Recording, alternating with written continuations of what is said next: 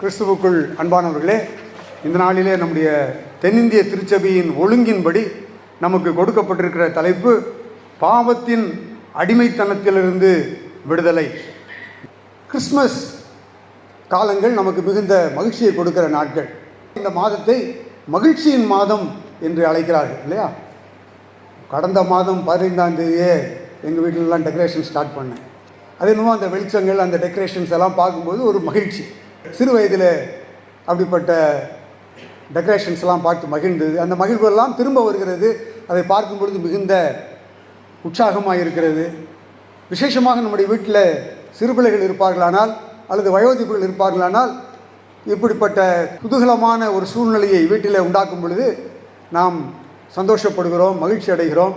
இந்த வருடத்தை விட அடுத்த வருடம் இன்னும் அதிகமாக அழகாக நம்ம வீட்டை அலங்கரிக்க வேண்டும் என்று விரும்புகிறோம். நாட்களை குறித்து கொள்கிறவன் கர்த்தருக்காக குறித்து கொள்கிறான்.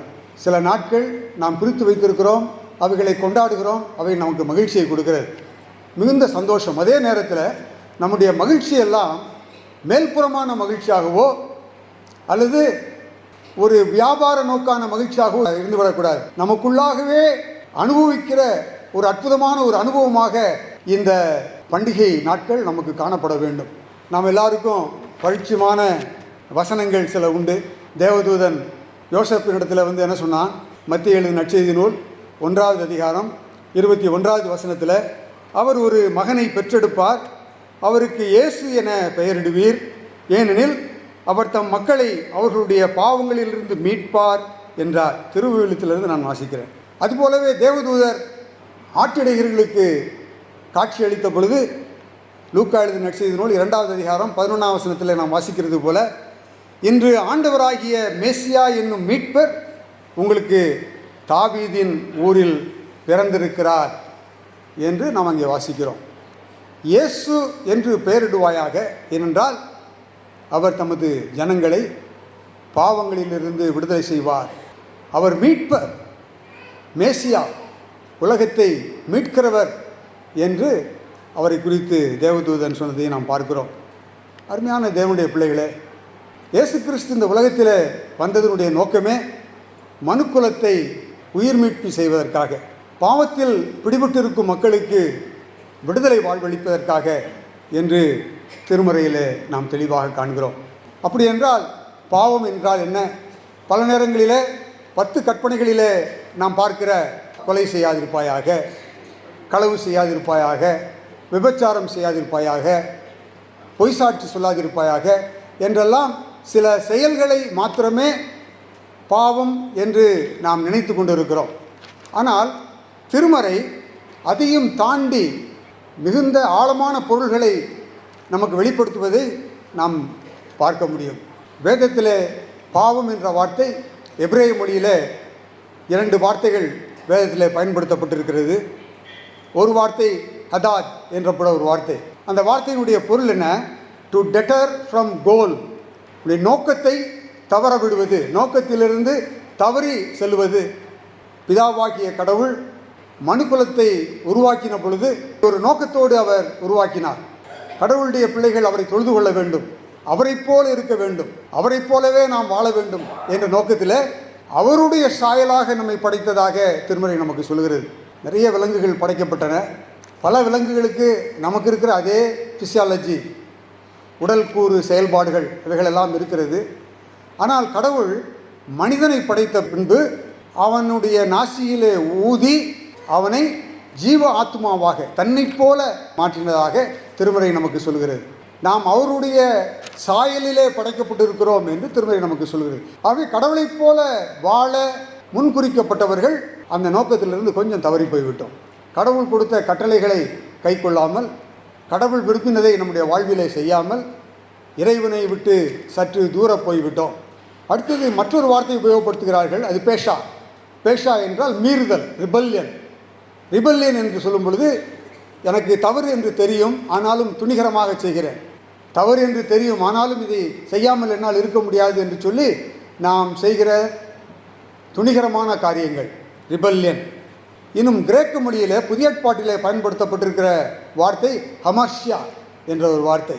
அந்த வார்த்தையினுடைய பொருள் என்னவென்றால் மிஸ்ஸிங் த மார்க் நம்முடைய ட்ரேட் ஃபேர் அங்கெங்கெல்லாம் போனீங்கன்னா, இல்லை நம்முடைய சபையில் ஹார்வெஸ்ட் ஃபெஸ்டிவல் கொண்டாடும் பொழுது அம்பு எறிதல்னு ஒரு சின்ன இது வச்சுருப்பாங்க. நடுவில் ஒரு பாயிண்ட் இருக்கும், சுற்றி சுற்றி வட்டமாக இருக்கும். அப்போ யார் கரெக்டாக நடுவில் எறிகிறார்களோ அவங்களுக்கு பரிசுன்னு சொல்லுவோம். அம்புகளை என்ன பண்ணிடும், அந்த நடுவில் இருக்க சென்டர் பாயிண்ட்டை தவிர அங்கே பக்கத்தில் இருக்கிறோம் ப்ரைஸ் இல்லைன்னு சொல்லிடுவாங்க. யாராவது ஒருவர் கரெக்டாக மையப்பகுதியை அடித்தால் அவர்களுக்கு ப்ரைஸ் கிடைக்கும் இல்லையா? அப்படி அந்த மையப்பகுதியை தவற விடுகிறவர்கள் என்ற பொருளில் அந்த பாவம் என்ற வார்த்தை சித்தரிக்கப்பட்டிருக்கிறது. Missing the mark. ஆகவே நாம் எல்லோரும் பல விதத்தில் நமக்காக குறிக்கப்பட்டிருந்த அந்த புள்ளியை, தொடுபுள்ளியை நாம் தவற விட்டுவிட்டோம். பல நேரங்களில் பாவம் என்றால் என்ன என்பதை குறித்து அக்கறை இல்லாதவர்களாக, உணர்வு இல்லாதவர்களாக நாம் வாழ்ந்து விடுகிறோம். பாவத்தை போக்க இயேசுநாதர் வந்தார் என்று பாடல்களை மாற்றம் பாடுகிறோம். ஆகவே திருமறையின் வெளிச்சத்தில் பாவம் என்றால் என்ன என்பதை ஒரு சில வசனங்களை கோடிட்டு காட்ட விரும்புகிறேன். ரோமருக்கு எழுதின கடிதம் 8வது அத்தியாயம் 7வது வசனத்தை நீங்கள் வாசிப்பீர்களானால், பவுலடிகளார் அங்கே எழுதுகிறார், ஏனெனில் ஊனியல் மனநிலை கடவுளுக்கு பகையானது, அது கடவுளின் சட்டத்துக்கு கட்டுப்பட்டிருப்பதில்லை, இருக்கவும் முடியாது. ஊனியல் மனநிலை, மாம்ச சிந்தை என்று பழைய மொழிபெயர்ப்பில் போடப்பட்டிருக்கிறது. ஊனியல் மனநிலை. கடவுள் நம்மை அவருடைய ஆவியை கொடுத்து ஜீவ ஆத்மாக்களாக அவருடைய பிள்ளைகளாக வாழ அழைத்திருக்கிறார். ஆனால் பல நேரங்களில் நாம் நம்முடைய ஊனியல்பு, நம்முடைய மாம்ச இயல்பு, அதற்கு ஏற்றாது போல நாம் வாழ்ந்து விடுகிறோம். மத்திய எழுதிய நற்செய்தி நூல் 15வது அதிகாரம் 19-20 வசனங்களில் இயேசு கிறிஸ்து சொல்லும் பொழுது, அப்படியெனில் இருதயத்திலிருந்து பொல்லாத சிந்தனைகளும் கொலை பாதகங்களும் விபச்சாரங்களும் வேசித்தனங்களும், புதிய மொழிபெயர்ப்பில் பரத்தமை என்ற வார்த்தை பயன்படுத்தப்பட்டிருக்கிறது, களவுகளும் பொய் சாட்சிகளும் தூஷணங்களும், அதற்கு பழிப்புரை என்ற வார்த்தை பயன்படுத்தப்பட்டிருக்கிறது, புறப்பட்டு வரும் இவைகளே மனிதனை தீட்டுப்படுத்தும் என்றார். இது மனநிலைமையை குறித்து சொல்கிறார். இருதயத்தின் உள்ளிருந்து வெளியே வருகிறவைகள். இதைத்தான் ரோமரில் அவர் சொல்கிறார், ஊனியல் மனநிலை, மாம்ச சிந்தை. இந்த சிந்தை எங்கிருந்து வருகிறது? நமக்கு உள்ளாக இருந்து வருகிறது. இந்த சிந்தைகள் தான் நம்மை பலவிதமான பாவத்துக்குள்ளாக வழி நடத்துகிறது. Talks are only indicators. சில செயல்பாடுகளைத்தான் நாம் பாவம் என்று நினைத்து கொண்டிருக்கிறோம். செயல்பாடுகள் மாத்திரமல்ல, அந்த செயல்பாடுகளை செய்வதற்கு உள்ளத்திலே நமக்கு கிடைக்க தூண்டப்படுகிற அந்த தூண்டல்கள், இவைகளெல்லாம் பாவம் என்று திருமறை நமக்கு அங்கே விளக்கி கூறுகிறது. இன்னும் சில வசனங்களை பார்க்கும் பொழுது பாவம் என்றால் என்ன என்பதை நாம் விளங்கிக் கொள்ளலாம். நீதிமொழிகளின் புத்தகம் 21வது அதிகாரம் 4வது வசனத்தை வாசிப்பீர்களானால், மேட்டிமையான பார்வை, இருமாப்பு கொண்ட உள்ளம், இவை பொல்லோரிடம் பழிச்சென்று காணப்படும் பாவங்கள் என்று எழுதப்பட்டிருக்கிறது. இந்த செய்தியை ஆயத்தப்படுத்தி கொண்டிருக்கும் பொழுது கடவுள் என்னோடு பேசினார். பல நேரங்களில் பிரசங்கம் பண்ணுறது ரொம்ப ஈஸிங்க, எதை வேணால் எடுத்துகிட்டு பேசிட்டு போகலாம். அதுக்கு ரெடிமேட் பிரசங்கெல்லாம் கூட அவைலபிளாக இருக்குது, வாங்கிட்டு வந்து அப்படியே வாசிட்டு போயிடலாம். ஆனால் அதை உள்ளத்தின் ஆழத்திலிருந்து அனுபவித்து பேச வேண்டுமென்றால் தேவ ஆவியானவர் பேசுவதற்கு இடம் கொடுக்கும் பொழுது முதல்ல பிரசங்கியார் தான் ஆண்டவர் தொடுவார். பல நேரங்களில் மேட்டிமையான பார்வை நமக்கு இருக்கிறது. எனக்கு எல்லாம் தெரியும், நான் யார் தெரியுமா, எனக்கு தெரியாத விஷயமே உண்மையே கிடையாது, நான் அப்படி பண்ணுறேன் இப்படி பண்ணுறேன், நான் வேதத்தை அப்படி படித்திருக்கிறேன், நான் இத்தனை புத்தகங்களை படித்திருக்கிறேன். எவ்வளவு மேட்டிமையான காரியங்களை நாம் வாயிலிருந்து பேசுகிறோம். இருமாப்பு கொண்ட உள்ளம் என்று போற்றப்பட்டிருக்கிறது. இருமாப்பு கொண்ட உள்ளம், இருமாப்பாக இருத்தல். என்னை காட்டிலும் பெரியவர் யாரும் இல்லை. நான் பல திருச்சபைகளில் பணியாற்றிருக்கிறேன். யாராவது ஒருத்தர் கட்டாயமாக என்கிட்ட சொல்லுவாங்க, இந்த சர்ச்சே என் மேலே கட்டின நான் தான் என் ஃபவுண்டேஷன், எங்கள் அப்பா தான் இந்த இடம் கொடுத்தாரு, அவர் தான் இவர் பண்ணார், நான் தான் நின்று கட்டினேன், நான் தான் செங்கலாக பார்த்து கட்டினேன், இப்படின்னு நிறைய பேர் ரொம்ப பெருமை பாராட்டுவாங்க. சர்ச்சில் நிறைய ப்ராப்ளம் பண்ணுவாங்க, பண்ணிட்டு சொல்லுவாங்க, யார் திரும்ப நான் கட்டின கோயிலையா அப்படின்வாங்க. இருமாப்பு. வேதம் இவைகளை எல்லாம் பாவத்துக்கு கீழாக கொண்டு வருகிறது. Bible brings all these kinds of thoughts under the category of சின்.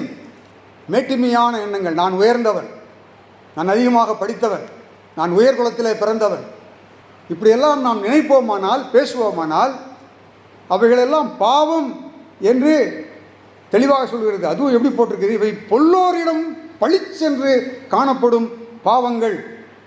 தயவுசெய்து திருவிவிலியத்தை ஒரு காப்பி எல்லாரும் பைபிள் ஸ்டோரில் போய் வாங்கிக்கிங்க. திருவிவிலியம் என்ற புதிய மொழிபெயர்ப்பு. சில மொழிபெயர்ப்புகள் அந்த பொருளை நன்றாக நமக்கு விளக்கி காட்டுகிறது. இவை பொல்லோரிடம் பழிச்சென்று காணப்படும் பாவங்கள் என்று எழுதப்பட்டு இருக்கிறது. உடனடியாக யாரும் நம்மிடத்திலிருந்து பார்க்கக்கூடிய சில குணாதிசயங்கள் இவைகளெல்லாம் பாவம் என்று வரையறுக்கப்பட்டிருக்கிறது. யாக்கோபுக்கு எழுதுகிற நிருபத்தில் யாக்கோபு சொல்கிறார். யாக்கோபு 4வது அதிகாரம் 17வது வசனம்.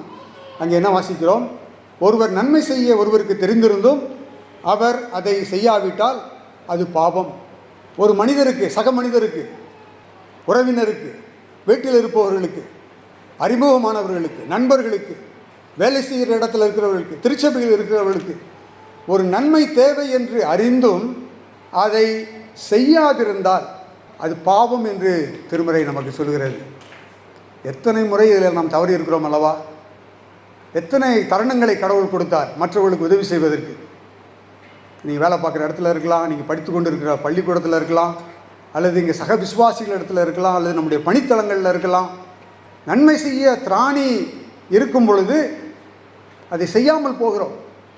அவைகளை பாவம் என்று திருமறை நமக்கு விளக்கி காட்டுகிறது. 1 யோவான் 3வது அதிகாரம் 4வது வசனத்தை வாசிப்பீர்களானால், பாவம் செய்வோம் அனைவரும் சட்டத்தை மீறுகின்றனர், சட்டத்தை மீறுவது பாவம் என்று திருமறை சொல்கிறது. கடவுள் நாம் எப்படி நடக்க வேண்டும், வழி நடக்க வேண்டும் என்றெல்லாம் திருமறையிலே நமக்கு எழுதி கொடுத்திருக்கிறார். ஆனால் ஒருவரை அதை கவனித்து நடக்காவிட்டால், அதிலிருந்து தவறி போவாரானால், கடவுள் எழுதி கொடுத்த பிரமாணத்துக்கு விரோதமாக தன்னுடைய வாழ்க்கையை அமைத்துக் கொள்வாரானால் அவர் பாவம் செய்கிறவர் என்று திருமறை நமக்கு தெளிவாக சொல்கிறது. பல நேரங்களிலே நம்முடைய குடும்ப உறவுகளிலே, திருச்சபை உறவுகளிலே, சமுதாய உறவுகளிலே கடவுள் எப்படி மற்றவரிடத்தில் நடந்து கொள்ள வேண்டும் என்று நமக்கு எழுதி கொடுத்திருக்கிற திருச்சட்டத்தை மதிக்காமல் போகிறோம். உன்னை நேசிப்பதைப் போல பிறனையும் நீ நேசிப்பாயாக. நம்மை நேசிப்பதற்கு நமக்கு தெரியும் இல்லையா? நல்ல துணி வாங்க வேண்டும், நன்றாக உடை உடுத்த வேண்டும், நல்ல ஆகாரத்தை புசிக்க வேண்டும், நல்ல வீட்டில் வாழ வேண்டும் என்றெல்லாம் பல எண்ணங்கள் நமக்கு உண்டு. அவைகளெல்லாம் நியாயமான எண்ணங்கள், நல்ல எண்ணங்கள், இருப்பதிலே தவறில்லை. நம்மை கவனித்துக் கொள்கிற நாம் மற்றவர்களுடைய நரலிலே அக்கறை இல்லாமல் இருப்போமானால், மற்றவர்களை குறித்து கவலைப்படாமல் இருப்போமானால் நாம் பாவம் செய்கிறவர்கள் என்று திருமறை நமக்கு தெளிவாக விளக்கி காட்டுகிறது. இன்னும் ஒரு வசனம் நீதிமொழிகள் புத்தகத்தில் இருக்கிறது. மிகவும் யோசித்து பார்க்கக்கூடிய ஒரு வசனமாக நான் அதை பார்த்தேன். நீதிமொழிகள் 24வது அதிகாரம் 9வது வசனத்தை நீங்கள் வாசிப்பீர்களானால், மூடர்கள் பாவத்தை தவிர வேறெதற்காகவும் திட்டமிடுகிறதில்லை. நம்மை முட்டாள்கள் என்று வேதம் சித்தரிக்கிறது. முட்டாள்கள் பாவத்தை தவிர வேறு எதற்காகவும் திட்டமிடுவதில்லை. பாவம் செய்கிறதுக்கு தான் பிளான் பண்ணிகிட்டே வருவாங்க. காலையில் எழுந்தோடனே பிளான் போடுவான். இன்றைக்கி யாரை போய் ஏமாற்றலாம், எவன் சொத்தை ஆட்டையை போடலாம், என்ன பண்ணலாம், யார் குடும்பத்தை கெடுக்கலாம், யாருக்கு விரோதமாக புரணி பேசலாம் என்று பல நேரங்களில் வித்தியாசம் இல்லாமல் என்னையும் சேர்த்தான் சொல்லுகிறேன். காலையில் எழுந்த உடனே நெகட்டிவ் தாட்ஸ்னாலேயே நம்மளை போட்டு ஃபில் பண்ணிக்கிறோம். அடுத்தவர்களை கெடுக்க வேண்டும் என்ற எண்ணம் நமக்குள்ளாக இருக்கிறது. ஏன்னா நான் நல்லா இருக்கணும், நான் வாழ வேண்டும். வேதம் நமக்கு என்ன சொல்லுகிறது? பிறர் வாழ வேண்டுமெனில் நான் சாக வேண்டும், நான் சாக வேண்டுமெனில் அவர் வாழ வேண்டும், எனில் இயேசு தினம் வாழ வேண்டும். மற்றவர்கள் வாழ வேண்டும் என்றால் நான் சாக வேண்டும். ஆனால் நான் ஒவ்வொரு நாளும் காலையில் எழும்பும் பொழுது யாரை கெடுத்து என்னுடைய காரியத்தை நான் சாதித்து கொள்ள முடியும்? ஒருவேளை இந்த உணர்வு நமக்கு இருந்து விட்டால் நம்முடைய குடும்பங்களில் இருக்கிற பல பிரச்சனையை தீர்த்து விடலாம். நம்முடைய சமுதாயத்தில் இருக்கிற பல பிரச்சனைகளுக்கு விடுவு கிடைத்து விடும். நம்முடைய வேலை ஸ்தலங்களிலே, தொழிலில் இருக்கிற பிரச்சனைகளுக்கு பல விடுவு கிடைத்துவிடும். சபைகளிலே நமக்கு இருக்கிற மிஸ் அண்டர்ஸ்டாண்டிங்ஸ் பல ஒழிந்துவிடும். மற்றவர்களை நேசிக்க வேண்டும். ஆனால் மூடர்கள் பாவத்தை தவிர வேறு எதற்காகவும் திட்டமிடுகிறது இல்லையா? அவர்கள் திட்டமிடுகிறதே பாவம் செய்ய வேண்டும் என்பதற்காக. ஆகவே அருமையானவர்களே, இந்த நாளிலே இந்த பாவத்தின் பிடியிலே நாம் எல்லாரும் சிக்கி கொண்டு இருக்கிறோம். பவுலடிகளார் சொல்லும் பொழுது சொல்கிறார், நான் விரும்பினதை செய்யாமல் விரும்பாததையே செய்கிறேன், ஆயினும் நான் அல்ல எனக்குள்ளாக இருக்கும் பாவம் இப்படி செய்கிறது என்று அவர் சொல்லுகிறார். நம்ம எல்லாருக்குள்ளும் இந்த பிரச்சனை இருக்கிறது. நம்ம நீதிமான் ஒருவனும் இல்லை, ஒருவனாயிலும் இல்லை என்று வேதத்தில் வாசிக்கிறோம். வித்தியாசமே இல்லை, எல்லோரும் பாவம் செய்து தேவ மகிமையற்றவர்களானார்கள் என்று திருமறை நமக்கு சொல்கிறது. மற்றொரு இடத்தில் சொல்கிறார், நாம் எல்லோரும் பற்பல விஷயங்களிலே தவறுகிறோம். அதனால் நாம் எல்லோருமே இந்த பாவிகள் என்ற அந்த கேட்டகரிக்குள்ளே வந்துடுறோம். அங்கி போட்டிருக்கிறதுனால இது என்னை மறைச்சிடும்னு நினைக்காதீங்க. நான் எப்போ அடிக்கடி சொல்கிறது உண்டு, அங்கி திரளான பாவங்களை மூடுன்னு. அப்படி நினச்சிடக்கூடாது. அங்கி போடுறதுனால இவர் பாவம் செய்ய மாட்டார், இவருக்குள்ளே எல்லாம் அப்படி தான் இருக்கணும். இல்லை, ஒரு மனுஷன்தான். எல்லாருக்குள்ளும் இந்த பிரச்சனை இருக்கிறது. ஆனால் இந்த பிரச்சனைகளிலிருந்து நமக்கு தீர்வு கொடுப்பதற்காக தான் இயேசு கிறிஸ்து உலகத்தில் வந்தார் என்பது தான் நம்முடைய நம்பிக்கை. அதைத்தான் நம்ம செலிப்ரேட் பண்ணுறோம். முதலாவதாக இயேசு கிறிஸ்து இந்த உலகத்தில் வந்ததை கொண்டாடுகிறோம். இரண்டாவதாக வரப்போகிறார் என்பதை எதிர்பார்த்து கொண்டு இருக்கிறோம். காரணம் என்ன? இந்த பாவத்திலே நான் வாழ வேண்டிய அவசியம் எனக்கு இல்லை. அதை இறைமைந்தன் இயேசு நீக்கி போடுகிறார். ஆகவே பாவத்திலிருந்து, அடிமைத்தனத்திலிருந்து விடுதலை. இந்த பாவம் நம்மை அடிமைகளாக மாற்றி விடுகிறது என்று நாம் இதில் வாசிக்க முடிகிறது. யோவான் எழுதின நற்செய்தி நூல் 8வது அதிகாரம் 34வது வசனத்தை நீங்கள் வாசிப்பீர்களானால், இயேசு அவர்களுக்கு பிரதியுத்தரமாக, பாவம் செய்கிறவன் எவனும் பாவத்துக்கு அடிமையாக இருக்கிறான் என்று மெய்யாகவே மெய்யாகவே உங்களுக்கு சொல்லுகிறேன். பாவம் செய்கிறவன் எவனும் பாவத்துக்கு அடிமையாய் இருக்கிறான் என்று வேதம் சொல்கிறது. ஆகவே பாவத்தை தொடர்ந்து செய்வோமானால் நாம் பாவத்துக்கு அடிமைகளாக மாறிப்போய் விடுகிறோம். we become slaves to sin. அடிமை என்ற வார்த்தையினுடைய பொருள் என்ன? சுயமாக எதையும் செய்வதற்கு தகுதி இல்லாதவன். அந்த நாட்களிலே அடிமை வியாபாரம் இருந்தது. ஆப்பிரிக்க தேசத்திலிருந்து அடிமைகளை இங்கிலாந்து தேசத்துக்கும் அமெரிக்க தேசத்துக்கும் கொண்டு வந்து தங்களுடைய வேலைகளை செய்வதற்காக அவர்களை உடைமைகளைப் போல வாங்கின நாட்கள் உண்டு. அந்த நாட்களில் அந்த அடிமையை என்ன வேண்டுமென்றாலும் செய்வார்கள். அவர்கள் சொல்வதெல்லாம் செய்யணும். அந்த அடிமைக்கு எந்த உரிமையும் கிடையாது. எஜமான் நினைத்தால் எதை வேண்டுமென்றாலும் செய்வான். அவன் கை கட்டி கொண்டு நிற்க வேண்டும். பாவத்துக்கு நாம் அடிமைகளாகும் பொழுது அப்படித்தான் மாறிவிடுகிறோம். பாவம் நம்மை ஆட்கொள்கிறது. நாம் பாவத்துக்கு அடிமைகளாக மாறுவதனாலே பாவம் சொல்வதைத்தான் நம்முடைய மாம்ச சரீரம் செய்ய ஆரம்பிக்கிறது. ஆகவே நாம் அடிமைகளாக மாறிப்போவதை இந்த பகுதி நமக்கு விளக்கி காட்டுகிறது. அதைத்தான் நாம் ஏற்கனவே சிந்தித்த இந்த ரோமர்கள் நிருபம் 7வது அதிகாரம் 19வது வசனத்தில், நான் விரும்புகிற நன்மையை செய்யாமல் விரும்பாத தீமையை செய்கிறேன் என்று பவுலடிகளார் சொல்கிறார். நம்முடைய உதவியற்ற நிலைமையை காட்டுவதை பார்க்க முடிகிறது. ஆகவே பாவத்தின் அடிமைத்தனம் என்பது மனித வாழ்க்கையினுடைய பெரிய சவால். பாவம் படிப்படியாக நம்முடைய வாழ்க்கையிலே குறுக்கிட்டு நம்மை அடிமையாக்குகிறது. இந்த சிகரெட் குடிக்கிறவங்க, மது பழக்கத்துக்கு அடிமையாக இருக்கிறவர்கள், இவங்கள்ட்டலாம் நீங்கள் கேட்டு பார்த்தீங்கன்னா எல்லாரும் ஒரு கதையை சொல்லுவாங்க. என் ஃப்ரெண்டு ஒரே ஒரு இழுப்பு இழுத்துப்பாருன்னு சொல்லிட்டான். நான் வேண்டாம் வேண்டான்னு சொன்னேன். ஒரே ஒரு நாள் இழுத்தேன் ஐயா. அடுத்த நாள் கொண்டு கொடுத்தான். ஒரு இழுப்புக்கு பதிலாக 2 இழுப்பு சேர்த்து இழுத்தேன். அதுக்கு பிறகு கொஞ்சம் கொஞ்சமாக இன்றைக்கி ஒரு நாளைக்கு நான் இத்தனை பாக்கெட் சிகரெட் நான் ஸ்மோக் பண்ணுறேன். என்னால் விட முடியல. விட விரும்புகிறேன், ஆனால் என்னால் அதை விட முடியவில்லை. குடிகாரர்களும் இதே காரியத்தை தான் சொல்வதை நான் பார்த்துருக்கிறேன். ஒரே ஒரு சிப்பு, சோஷியல் ட்ரிங்கிங் தானே, என்ன பண்ண போகுதுன்னு ஒரே ஒரு சிப்பு ஊற்றி விட்டாங்கய்யா. முதல்ல அந்த வாதையே எனக்கு பிடிக்கல, வாந்தி வர்ற மாதிரி இருந்தது. 2வது தடவை கொடுத்தாங்க, அதை கொஞ்சம் என்ஜாய் பண்ணேன். அப்படி கொஞ்சம் கொஞ்சமாக குடித்து இன்றைக்கி நான் ஒரு குடிகாரன் ஆகிட்டேன். இதிலிருந்து வெளியே என்னால் வர முடியவில்லை என்று சொல்வதை நான் பல இடங்களில் கேட்டிருக்கிறேன். ஆகவே பாவம் பல நேரங்களில் படிப்படியாக நம்முடைய வாழ்வியில் வந்து நம்மை அடிமையாக்கி விடுகிறது. யாத்திராவும் புஸ்தகம் 14வது அதிகாரத்தில் ஒரு அற்புதமான ஒரு நிகழ்வை பார்க்கிறோம்.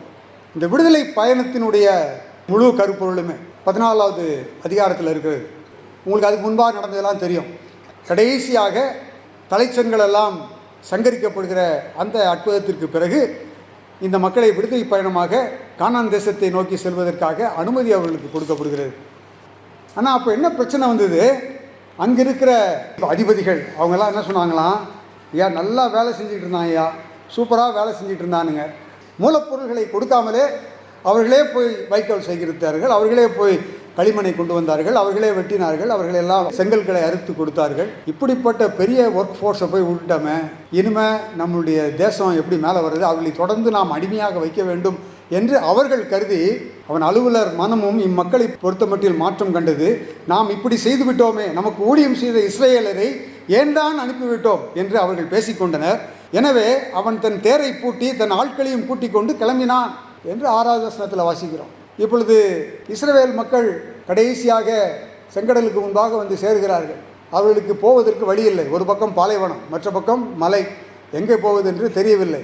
அங்கே தூரத்தில் பார்க்கிறார்கள், பார்வோனுடைய ரதங்கள் எல்லாம் வந்து கொண்டு இருக்கிறது. அப்பொழுது ஜனங்கள் எல்லாம் கடவுள் இவ்வளவு நாள் இவ்வளோ அற்புதத்தை செய்தார், வழி நடத்துகிறான்றது எல்லாத்தையும் மறந்துட்டான். நம்முடைய வாழ்க்கையிலும் இப்படி தான். பல நேரங்களில் கடவுள் நம்மளை அற்புதமாக வழி நடத்துகிறதெல்லாம் என்ன செஞ்சுருவோம், மறந்து போயிடுவோம். புது பிரச்சனை வந்தவுடனே பழைய நன்மைகளெல்லாம் மறந்து போயிடும்.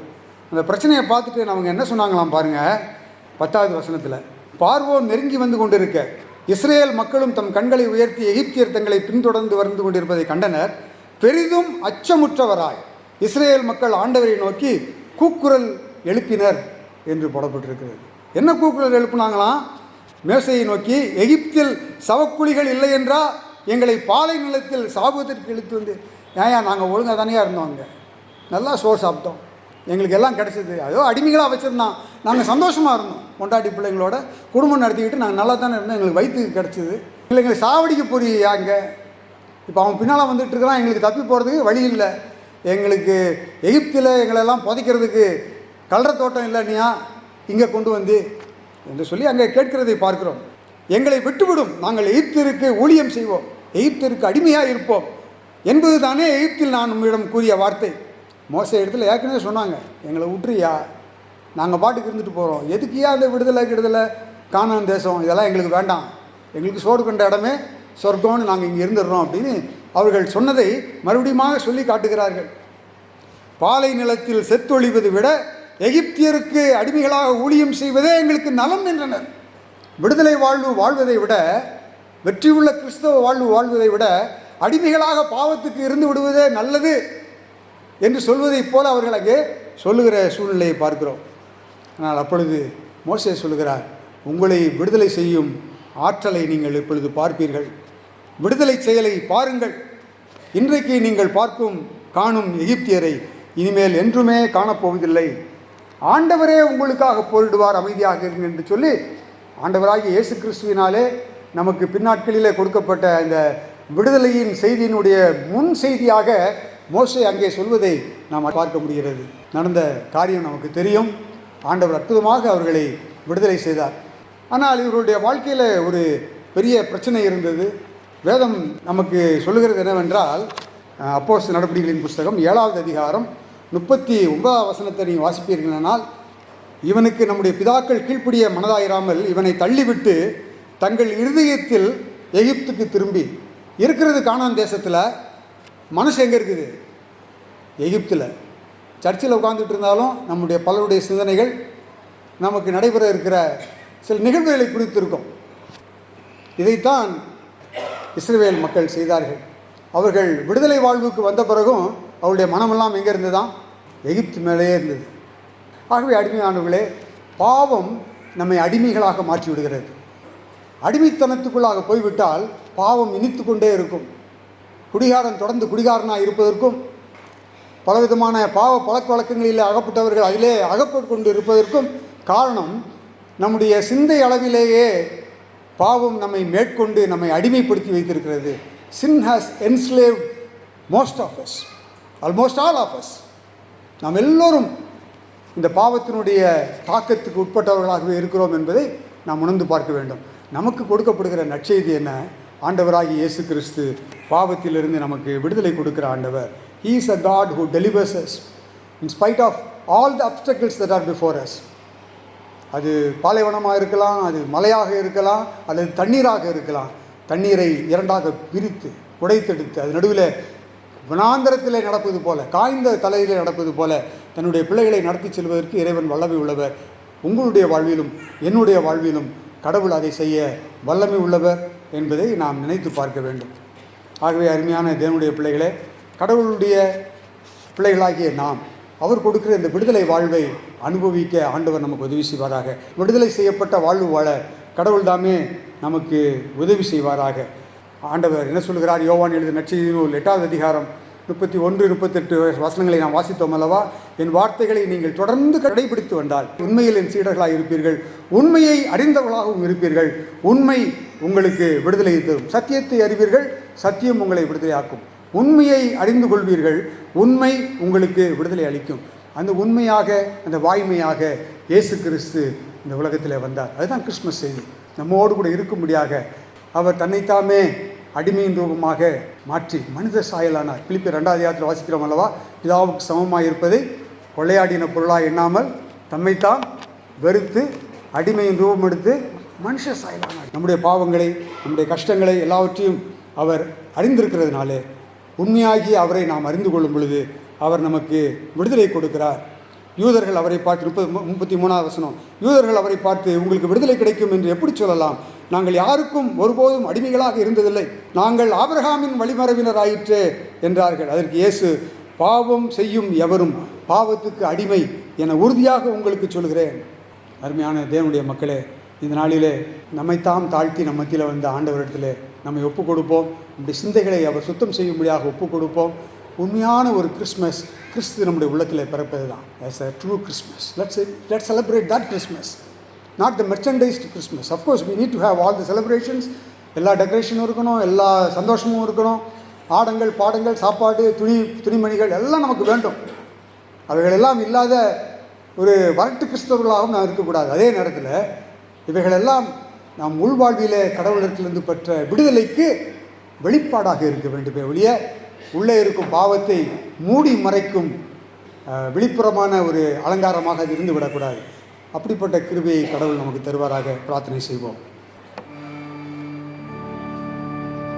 கீர்த்தனை 29 நீங்கள் சேர்ந்து பாடலாம். மேசியா இயேசு நாயனாரை மீட்கவே நரராயினார்.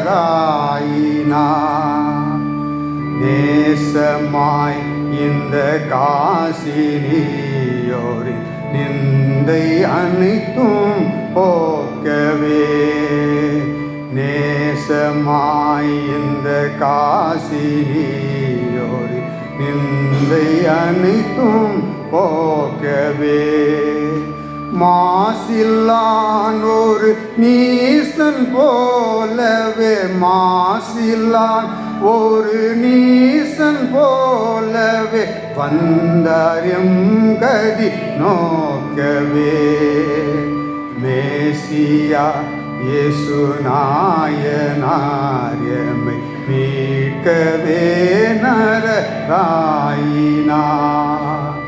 தந்தையின் சூதன் மாந்தர் பாதகம் சகலமும் மற வேண்டிய, விந்தையாய் கூடில் மீதில் வந்தவர், விந்தையாய் கூடில் மீதில் வந்தனர் விண்ணுலகமும் தாண்டியே, மேசியா இயேசு நாயனாரை மீட்கவே நரராயினார். தொண்டர் வாழவும் அண்டரின் குலாம் தோத்திரம் மிக பாடவும், தொண்டர் வாழவும் அண்டரின் குலாம் தோத்திரம் மிக பாடவும், அண்டு பாவிகள் விண்ணடையவும், அண்டு பாவிகள் விண்ணடையவும், ஆயர் தேடி கொண்டாடவும், மேசியா இயேசு நாயனாரை மீட்கவே நரராயினார். தேவனாம் நித்திய ஜீவனாம் ஒரு திருச்சுதன் மனு வேலனார். தேவனாம் நித்திய ஜீவனாம் ஒரு திருச்சுதன் மனு வேலனார். பாவிகள் எங்கள் பாவம் மாறவே, பாவிகள் எங்கள் பாவம் மாறவே பார்த்திபன் தேவ பாலனா. மேசியா இயேசு நாயனாரை மீட்கவே நரராயினார்.